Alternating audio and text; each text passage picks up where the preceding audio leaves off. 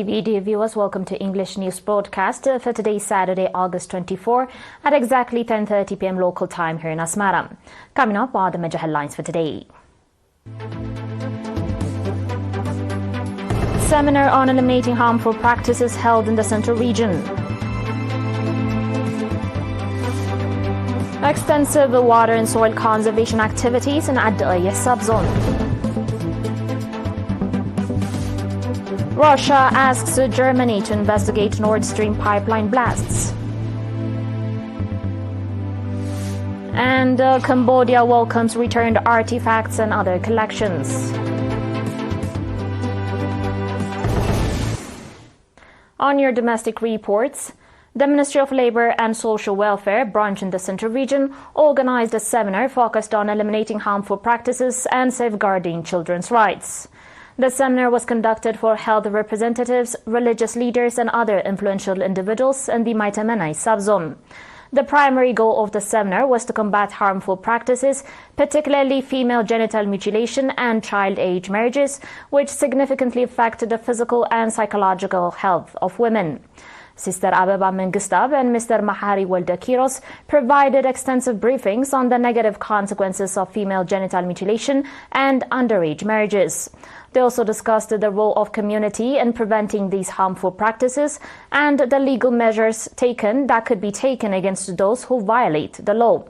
Mr. Solomon Haile, the administrator of the subzone, emphasized the need for a collective effort from all government bodies and stakeholders to eradicate these practices.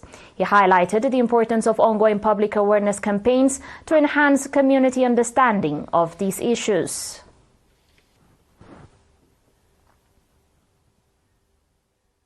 Residents of the administrative areas of Igila, Mesgolo, Zula, Safira, Sibiraso, Garbanaba, Abigrat, Karibosa and Demhina, located along the eastern escarpment in the ERi subzone, are engaged in extensive water and soil conservation activities.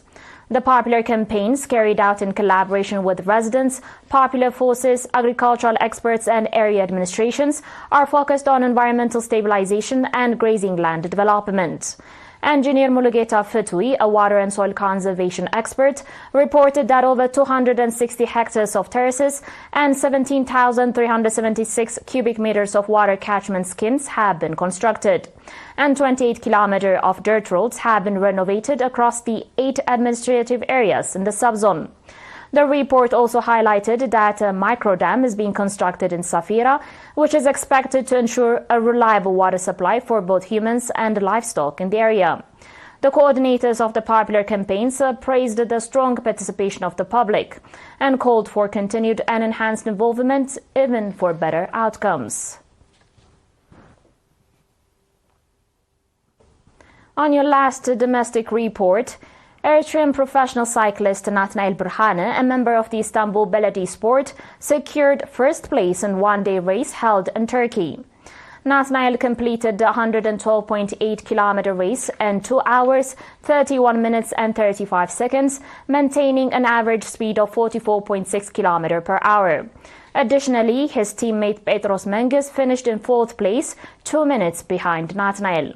In a related achievement, Eritrean professional cyclist Dawit Yamane, representing Bike 8, won the King of the Mountains jersey during the second stage of the Little Deutschland Tour 2024, which took place on 23 August. The 39th edition of the Little Deutschland Tour 2024 will conclude with the 5th stage scheduled for Sunday.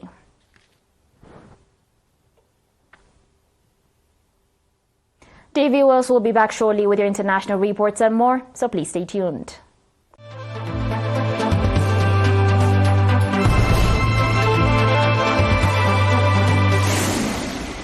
Welcome back.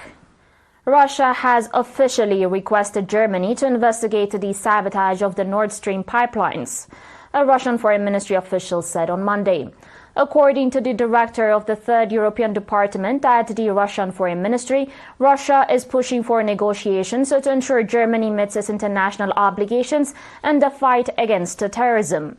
Expressing dissatisfaction with the progress of the German investigation, the director said that German authorities have recently issued an arrest warrant for one of the suspected perpetrators, a Ukrainian national. The director further noted that German media have been promoting the narrative that these individuals acted independently and were not connected to any state, but warned that this could lead to the investigation being closed without identifying the true masterminds behind the sabotage.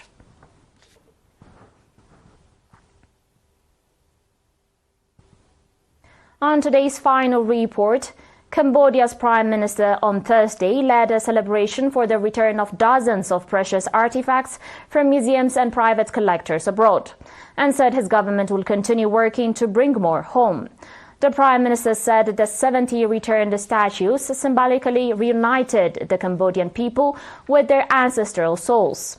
The artifacts were displayed at the Peace Palace, the seat of the country's government. Many of the pieces were looted during long period of civil war and instability, while Cambodia was ruled by the brutal communist Khmer Rouge in the 1970s. Cambodia has benefited from a trend in recent decades that has seen the repatriation of art and archaeological treasures taken from their homelands. These include ancient Asian artworks as well as pieces lost or stolen in turmoil in places such as Syria, Iraq, and Nazi-occupied Europe. You're still watching ERi-TV, dear viewers, and now recap of the major headlines. Seminar on eliminating harmful practices held in the Central Region. Extensive water and soil conservation activities in Eritrea subzone. Russia asks Germany to investigate Nord Stream pipeline blasts. And Cambodia welcomes returned artifacts and other collections. That was it for today, dear viewers. Thanks for watching and have a good one.